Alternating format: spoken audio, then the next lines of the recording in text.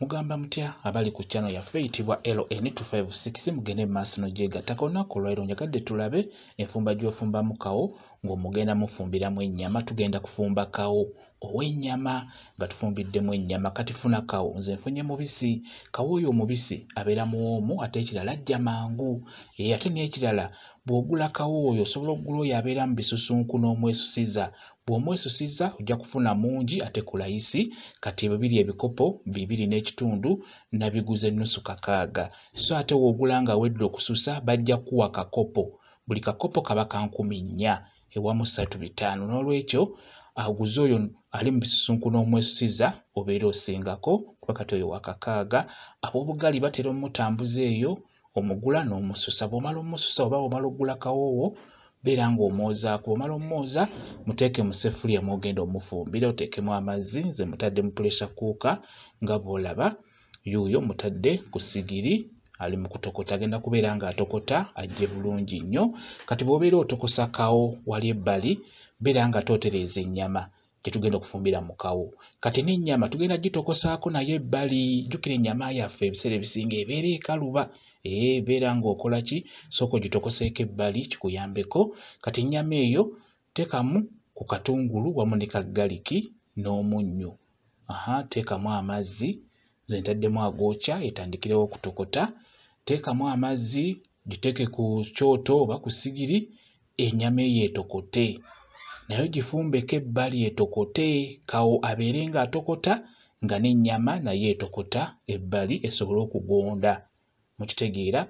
Kati bino bye birungo byaffe bye tugenda okusiikisa kawo waffe kwe tugenda okufumbiramu ennyama nga bwe nkugambye. Kati ennyama yiyo yo egonze bulungi oba eyidde bulungi. Tegeka essigiri, tandika okusiika ebirungo. Ne kawo naye ayidde naye tumutadde ebbali.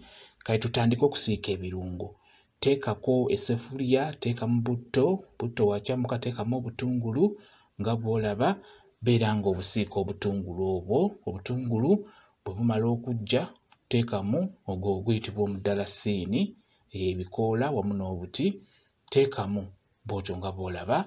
Oteekemu galiki. Oyo galiki oteekemu wamu n'entangawuuzi oba katangawuuzi nga bw'olaba.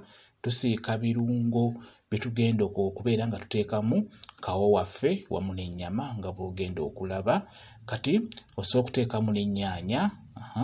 Bw'omala okuteekamu ennyaanya beera ng'obitabulatabulamu. Kawo ono agenda kuwoomera. Kawo gw'obeera ofumbiddemu ennyama abeera muwoomu nnyo nnyo nnyo. Teekamu kaloti bw'otyo, ne kaloti omulala ng'omusaze bw'otyo. Oteekemu ne green pepper nga bw'olaba. Bye birungo byaffe bye tukozesezza. Byetegereze beera ng'obikozesa birungo byangu bifunika. Ebyo byonna bye nkulaze. Kwegamba ggwe ali ewaka osobola okusiika bulungi nnyo kawo oba enva zo ne ziba mpoomu. Teweerabira munnyo. Omunnyo teekamu mutonotono kuba jjukira ne mu nnyama twataddemu. Kati leeta ennyama yaffe nga bw'ogiraba giyiweemu. Eyiyo giyiwe mu birungo ebyo by'osiika. Gisiikiremu nayo bw'otyo nga bw'olaba. Tugiggyeemu mu ssupu. Ssupu mulekeewo ebbali. Tugenda mukozesa singa eba esigaddemu ssupu ennyama eyo. Kati bw'omala okuteekamu ennyama teekamu akanzaali. Tutaddemu ssimba nga bw'olaba. Akanzaali ako kalungi. Oteekemu ne Royco. Tutaddemu ne ka Royco era ak'ennyama. Oteekamu era ne gwe bayita asimaati. Ne asimaati tukozesezza asimaati w'ennyama oba obwa green. Ndowooza mubitegeera ebyo. Olw'ensonga tufumbye ennyama era tulina kusaamuwa nnyama. Ku lw'ensonga twagala kawo k'ennyama ako ke kaba kawulikikamu kawo olw'ensonga nti era ennyama yeegendamu yeerimu. Kati kawo ono toolako ejjiiko 2 nga bw'olaba ziteeka ebbali mu kaseffuliya. Kawo waffe ng'ayidde toolako ejjiiko 2 nga bw'olaba. Bw'omala ozitoolako beera ng'ozisottasotta. Kawo oyo gw'otoddeko omutonotono toddeko ejjiiko 2 beera ng'ozisottasotta. Ndowooza okiraba. Kati bw'omala omusotta bulungi kwata ono gw'otasosse. Kawo waffe ono omulala asigaddewo gw'otanyizeenyize asinga obungi. Beera ng'omuyiwamu mu birungo byaffe bw'otyo.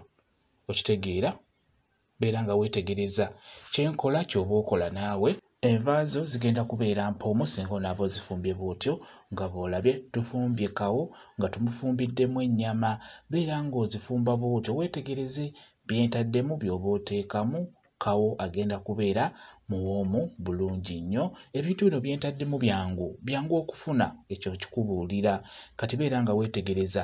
Kati leeta kawo waffe ono gwe twamaze okunyigaanyiga nga bw'olaba, beera ng'omuteekamu naye.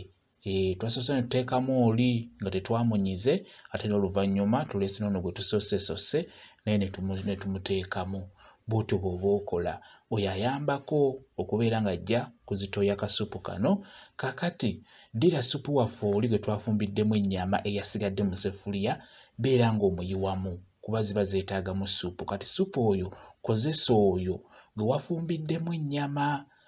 Amazzi ago oba supu oyo eyasigadde mu kaseffuliya gwe wafumbiddemu ennyama gw'oba oyongera mu nva zaffe zino ezaakawo nga bw'olaba. Ndowooza supu omulaba. Kati beera ng'obikkako zibeere nga zitokota. Zireke zitokote, ndowooza olaba nga bwe zitokose. Ekirala ku nva ezo bwe zitokota nga bw'olaba, kye nkusaba beera ng'olooza ku munnyo gubeere nga gunoze bulungi.